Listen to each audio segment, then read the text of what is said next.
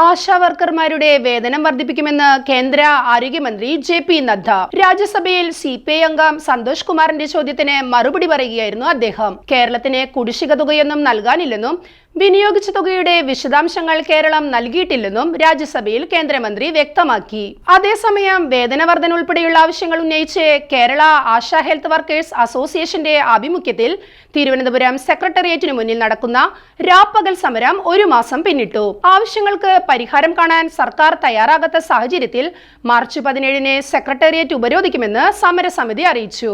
അതിനിടെ ആശാവർക്കർമാർക്ക് നീതി ഉറപ്പാക്കണമെന്നാവശ്യപ്പെട്ട് പാർലമെന്റിന് പുറത്ത് കേരളത്തിൽ നിന്നുള്ള UDFന്റെ ലോകസഭ രാജ്യസഭ MP-മാർ പ്രതിഷേധം സംഘടിപ്പിച്ചിരുന്നു. കേരളത്തിലെ ആശാവർക്കർമാരുടെ സേവന വേതന വ്യവസ്ഥകൾ പുനർക്രമീകരിച്ചു നൽകണമെന്നും 1 മാസക്കാലമായി തുടരുന്ന സമരം അവസാനിപ്പിക്കാനുള്ള നടപടികൾ സ്വീകരിച്ച് ആശാവർക്കർമാർക്ക് നീതി ഉറപ്പാക്കണമെന്നും UDF MP-മാർ ആവശ്യപ്പെട്ടു.